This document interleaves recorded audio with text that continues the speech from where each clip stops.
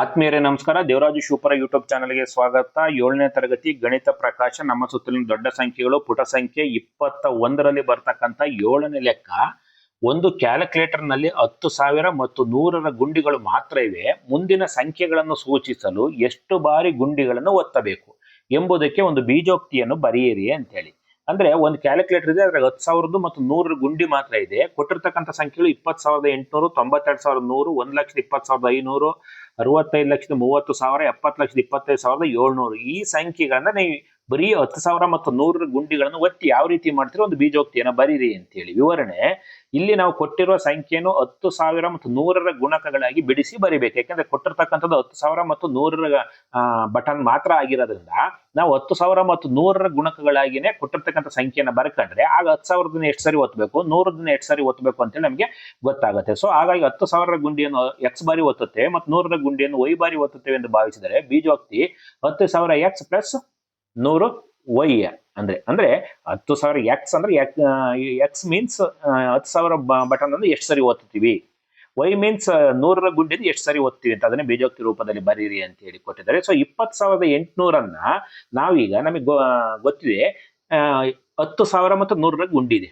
ಹಾಗಾಗಿ 10,000ದ ಒಂದು ಗುಂಪು 100ರ ಒಂದು ಗುಂಪಾಗಿ ನಾವು ಬರ್ಕೊಂಡ್ರೆ 20,800 ಅಂತಕ್ಕಂಥದ್ದನ್ನ ನಾವು 20,800 ಅಂತಕ್ಕಂಥದ್ದನ್ನ ನಾವು 20,000 ಪ್ಲಸ್ 800 ಈಸಿ ಆಗುತ್ತೆ. ಅಲ್ಲಿಗೆ 20,000 10,000 ಇಂಟು 2 100 ಇಂಟು 8 ಅರ್ಥ ಇದೆಯಾ? 10,000 ಯಾಕಂದ್ರೆ ಕೊಟ್ಟಿರೋದು 10,000 ಬಟನ್. ಅಲ್ಲಿಗೆ 10,000 ಬಟನ್ ಅನ್ನ ನಾವು 2 ಸರಿ ಒತ್ತಿರ 10 20,000 ಬರುತ್ತೆ.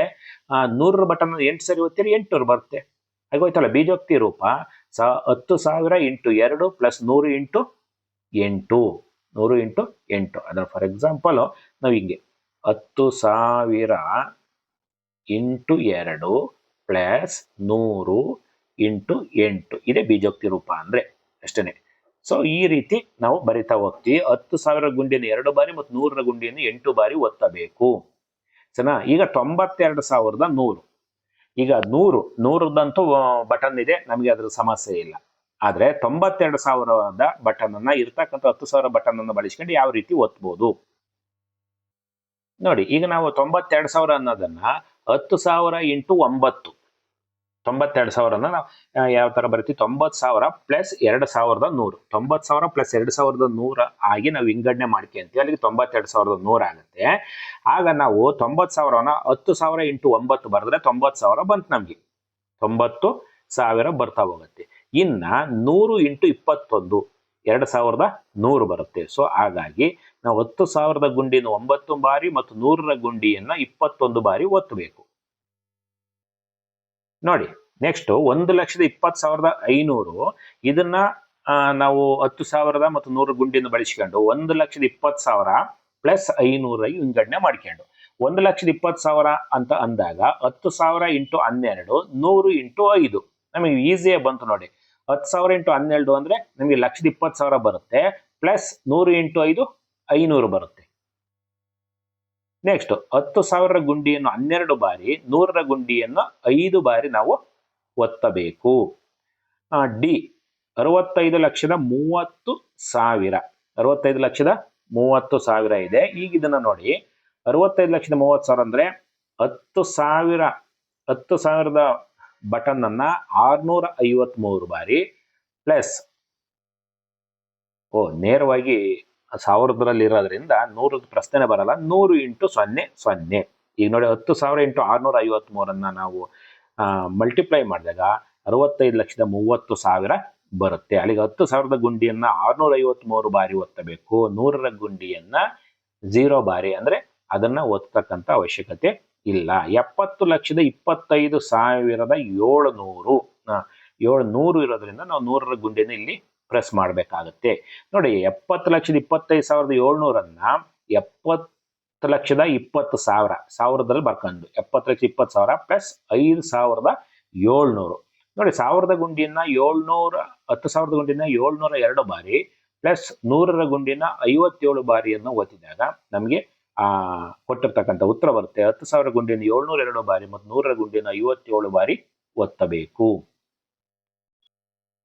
ನೆಕ್ಸ್ಟ್ 8ನೇ ಲೆಕ್ಕ, ಎಷ್ಟು ಲಕ್ಷಗಳು ಸೇರಿದರೆ 1 ಬಿಲಿಯನ್ ಆಗುತ್ತದೆ.